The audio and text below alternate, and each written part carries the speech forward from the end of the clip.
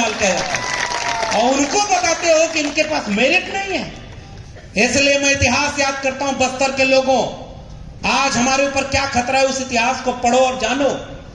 बाबा साहब अंबेडकर को पढ़ने से रोक दिया क्योंकि तुम दलित हो, नहीं पढ़ सकते, तुम्हारा काम किताब पढ़ने का नहीं है। बाबा साहब अंबेडकर घर लौटकर अपनी मां से पूछते हैं कि मां मैं क्यों नहीं पढ़ सकता। मां बोलती है कि हम जाति में नीचे आते हैं इसलिए हम पढ़ नहीं सकते। उन्होंने कहा कि कैसे पता चला कि हम जाति में नीचे आते हैं। तो मां ने कहा कि किसी किताब में लिखा है कि कोई पैर से पैदा हुआ था।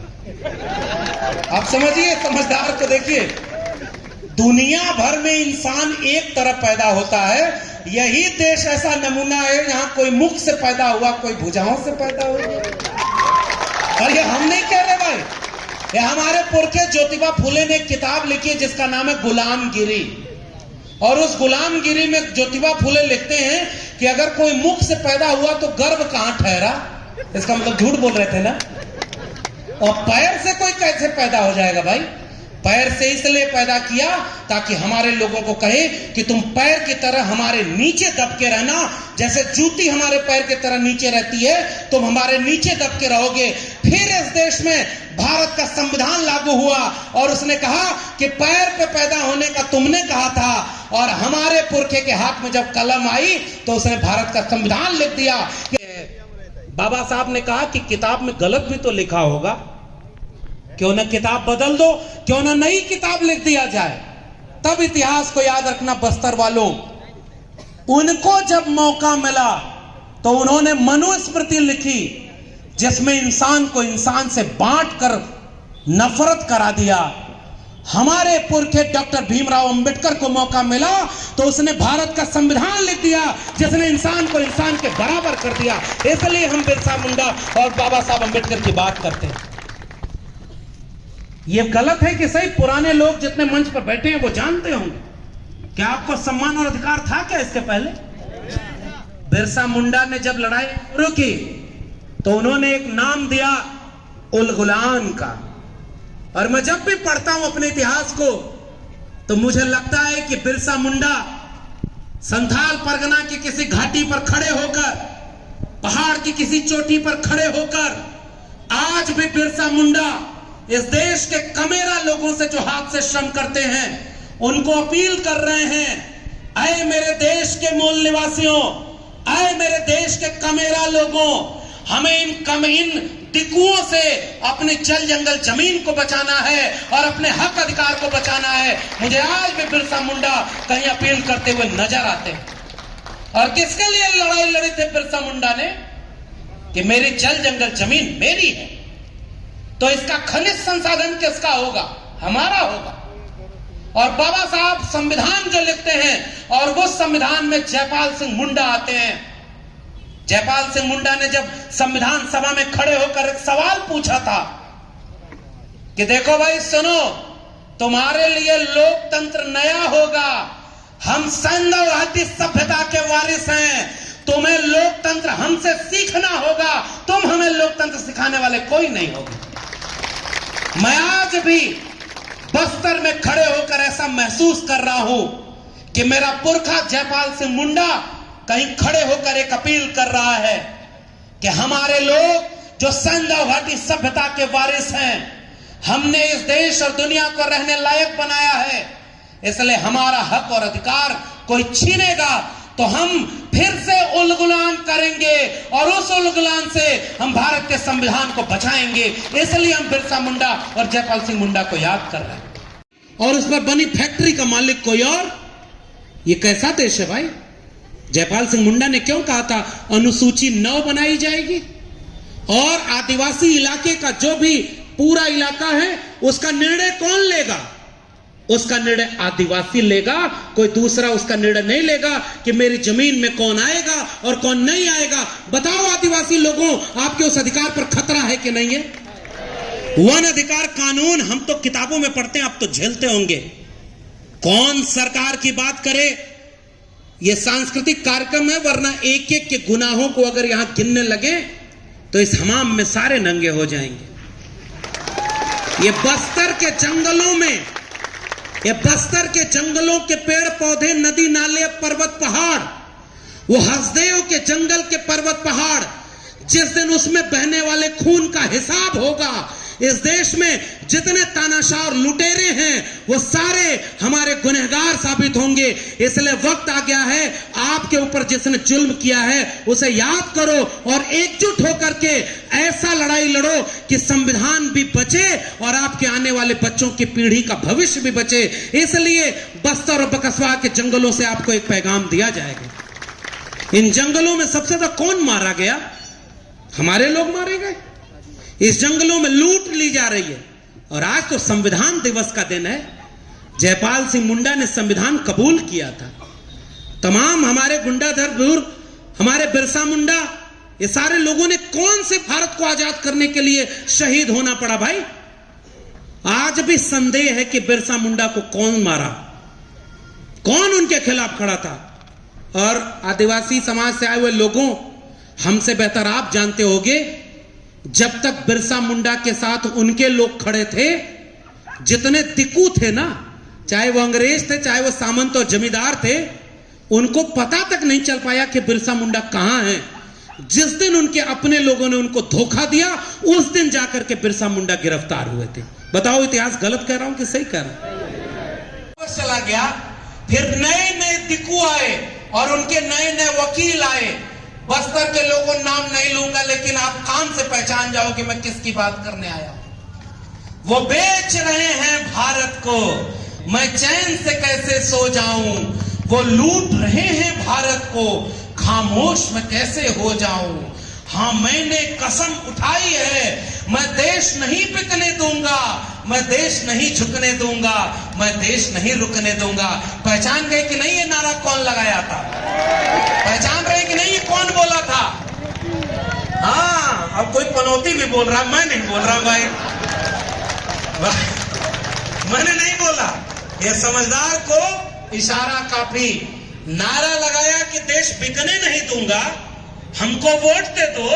और जब वोट ले लिया, रेल बेच दिया, बैंक बेच दिया, LIC बेच दी, BSNL बेच दिया, जल जंगल जमीन बेच रहा है और बाहर से नए नए दिक्कुओं को लेकर, अंबानी और अडानी को लेकर हमारे जंगलों पर विकास के नाम पर विनाश करने का काम कर रहा है। यहां से उस दिक्कू को अगर आप पहचानते कि नहीं, बताइए हाथ उठा करके।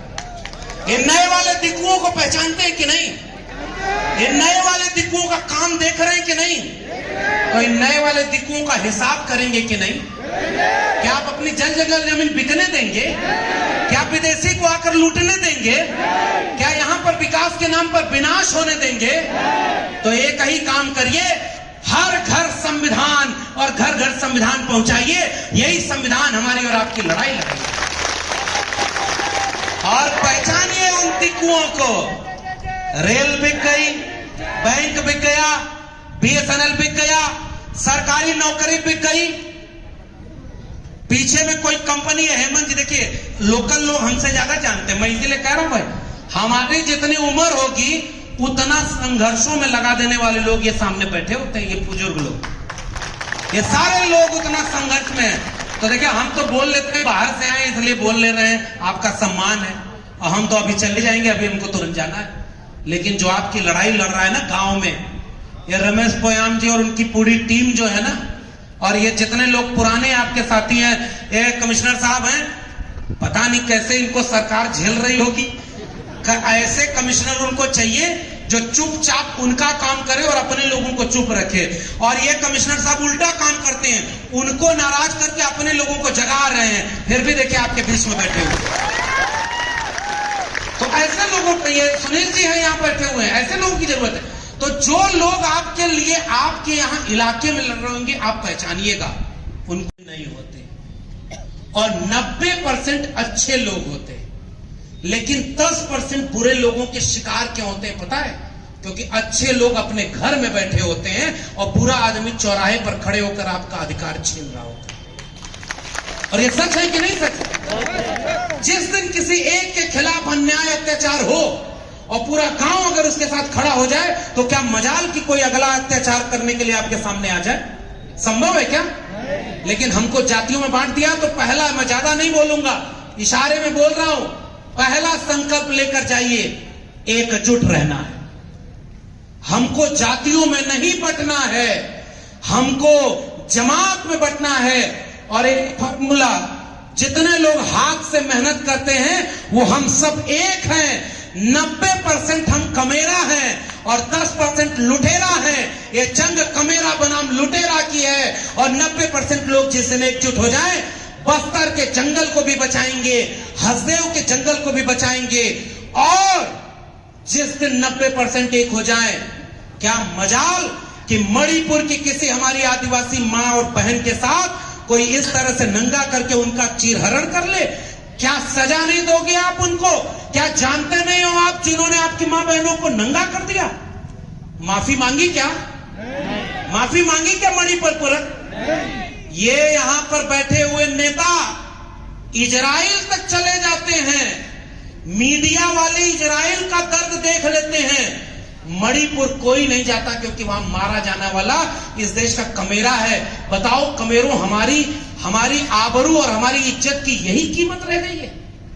मध्य प्रदेश में एक आदिवासी के ऊपर कोई पेशाब कर ले और इस देश में कुछ नहीं हुआ? क्या इस देश में संविधान यही बचा हुआ है? गलत कह रहा हूं कि सही कह रहा हूं? ये मणिपुर में इस तरह से किया। और मैं कह के जा रहा हूं, अगर हम सब आपस में बिखरे रहे, आपस में लड़ते रहे, कल मणिपुर में हुआ है। और बस्तर का इतिहास क्या कोई बहुत अच्छा इतिहास है? मैं मिला हूं यहां की एक योद्धा से जिसका नाम है सोनी सूरी, और मैं याद करना चाहता हूं सोनी सूरी को, जिसने इतनी लड़ाई लड़ी है और उसने बताया कि बस्तर में कितना जुल्म हो रहा है। पुरखे खेती काम करते रहे, लेकिन आज अगर मौका मिले तो आप कलम पकड़ेंगे कि नहीं? आपके घर में 1 रुपया बचेगा तो आप नहीं चाहेंगे कि आपका बेटा और बेटी पढ़ने जाए? ये किससे मिला? ये भारत के संविधान से मिला है। और अभी धनीराम जी उस संविधान के अनुच्छेद को पढ़ रहे थे कि सरकार की जिम्मेदारी है कि 21 साल तक के, एक संविधान के 21वें अनुच्छेद में लिखा है कि प्राथमिक और माध्यमिक शिक्षा मुफ्त होनी चाहिए। तो जहां मुफ्त शिक्षा होनी चाहिए थी, जहां मुफ्त में दवाई होनी चाहिए थी, वहां 5 किलो अनाज मुफ्त में बांटा जा रहा है। जाल पकड़ रहे हैं कि नहीं? फ्री का खाओ और उनको वोट दे दो, ताकि वो रोज आपको मंदिर और मस्जिद के नाम पर लगाएंगे। और आदिवासी समाज के लोगों, आपसे हमारा एक और अलग रिश्ता है। जब आप पीला गमछा हमें भेंट करते हैं ना, तो हमारे ओबीसी समाज के साहू जी लोग बैठे, उनसे पूछिएगा, ओबीसी समाज में भी प्रकृति की पूजा की जाती है और आदिवासी समाज में भी प्रकृति की पूजा की जाती है। ये हमारा और आपका रिश्ता है। हमारे यहाँ भी पीले गमछे से स्वागत किया जाता है, हमारे यहाँ भी फसल कटने पर पूजा होती है, हमारे यहाँ भी फसल बोने पर पूजा होती है, हमारे यहाँ शादी विवाह हो तब भी प्रकृति की पूजा होती है। और आज कुछ लोग बाहर से देवी देवता लेकर के आ रहे हैं, कर रहे हैं इसको पूजो। पूजेंगे क्या आप? आपका अपना देवी देवता है, आपकी अपनी संस्कृति है, आपका अपना परंपरा है। क्या दूसरे की परंपरा आपको थोपी जाएगी तो मान लेंगे क्या? आपकी संस्कृति के ऊपर दूसरा हमला किया जा रहा है कि नहीं, बताइए आप। मुझसे ज्यादा तो आप जानते होंगे। क्या आपको आदिवासी की बजाय वनवासी नहीं कहा जाता है? कहा जा रहा है आप वनवासी हैं क्या? आप वनवासी अपने को मान लेंगे? अरे वनवासी नहीं, जयपाल सिंह मुंडा ने कहा कि हम आदिवासी हैं, इस देश के मूल निवासी हैं, और जंगल हमारा है, जमीन हमारी है, और यह देश हमारा है।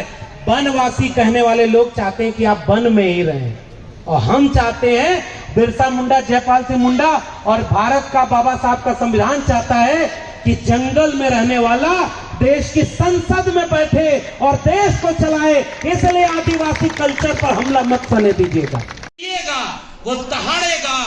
जयपाल सिंह मुंडा गोल्ड मेडलिस्ट थे, इसलिए संविधान सभा में खड़े होकर दहाड़ कर बोले ये जमीन हमारी है और यहाँ हमारी मिल्कियत चलेगी। इस बस्तर से अब हमें नए जयपाल सिंह मुंडा की जरूरत है, इसलिए अपने बेटा बेटी को शिक्षा दिलाइएगा। ये मैं दूसरा संकल्प लेने आया हूं। हाथ उठाकर बताओ, आप अपने बेटा बेटी को शिक्षा दिलाएंगे कि नहीं दिलाएंगे? पढ़ाएंगे कि नहीं पढ़ाएंगे? भूखे रहना, प्यासे प्यासे रहना, एक रोटी कम खाना, एक कपड़ा कम पहनना, लेकिन अपने बेटा बेटी को स्कूल जरूर भेजना। यही भारत के संविधान से आपको हक मिला है। बेटा बेटी स्कूल जाएगा, लड़कियां स्कूल जाएंगी तो उनको मुक्ति मिलेगी। अब एक और इतिहास की बात बताओ। आप स्कूल गए थे बाबा साहब डॉक्टर अंबेडकर, तो स्कूल से बाहर क्यों निकाला? क्योंकि उनकी जाति छोटी थी। सावित्रीबाई फुले का नाम जानते हैं कि नहीं आप लोग? वो तो महाराष्ट्र के रहने वाले थे। वहां पर जब उन्होंने स्कूल खोला, तो जब वो स्कूल पढ़ाने जाया करती थी, और महिलाओं को मैं खास कर यहां पर एक इतिहास बता रहा हूं, और जितनी लड़कियां आई हैं उनसे मैं कहना चाहता हूं, इस इतिहास को समझो और घर घर जाके इसको बताना। जब सावित्रीबाई फुले अपने स्कूल को पढ़ाने के लिए जाया करती थी, उनके ऊपर मैला फेंका जाता था, पता है कि नहीं आपको? पत्थर मारा गया। क्यों? महाराष्ट्र में पोस्टर लगा दिया गया कि ये शूद्रों और महिलाओं को शिक्षा दिला रहे हैं, इसलिए धर्म के विरोध में काम कर रहे हैं। पता है कि नहीं ये इतिहास? उनको घर से निकाल दिया।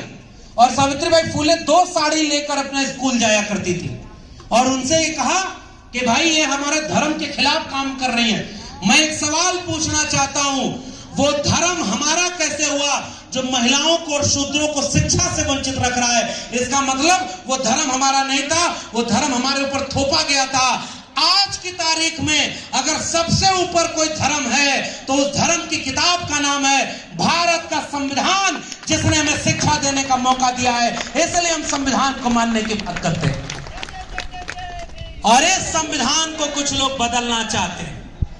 तो आदिवासियों की लड़ाई आदिवासी लड़ रहा है, दलित समाज की लड़ाई दलित समाज के लोग लड़ रहे हैं, और ओबीसी समाज के लोग ओबीसी की लड़ाई लड़ रहे हैं। बस जानते हैं गलती कहां हो रही है?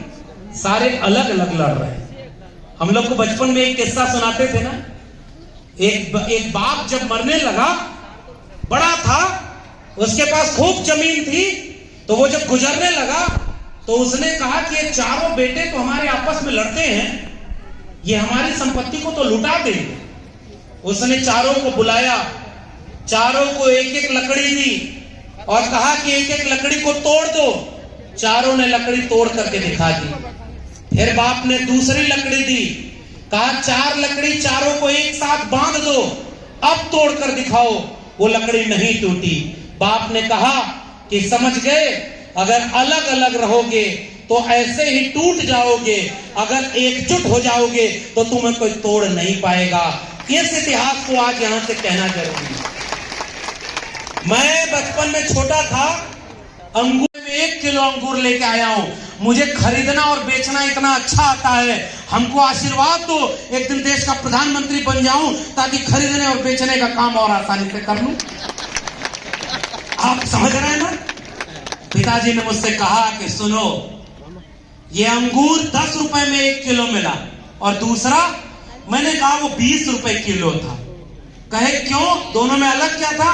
तो कहा ये वाला अंगूर ऐसे टूटा हुआ रखा था और पहला वाला अंगूर गुच्छे में था।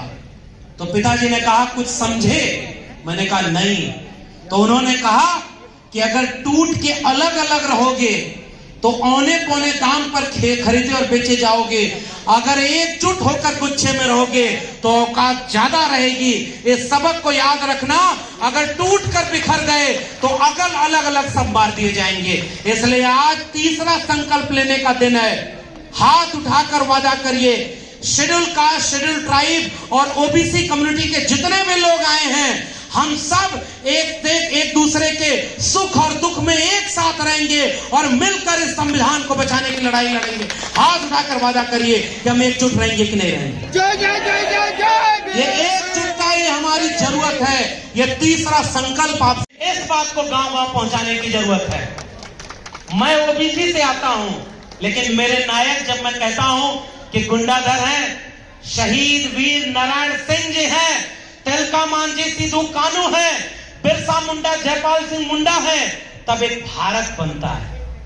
मैं ओबीसी समाज से आकर लोगों को समझाता हूं कि ओबीसी भी जिस दिन बोलने लगे कि हमारे नायक बाबा साहब डॉक्टर भीमराव अंबेडकर हैं, तब एक नया भारत बनता है। और जब आदिवासी और दलित और पिछड़े तीनों मिलकर के बोलेंगे कि ये बिरसा, फूले, अंबेडकर, पेरियार हम सबके नायक हैं और सबको मिलाकर हमारी एक किताब है भारत का संविधान। तो संविधान से एक नया भारत बनता है।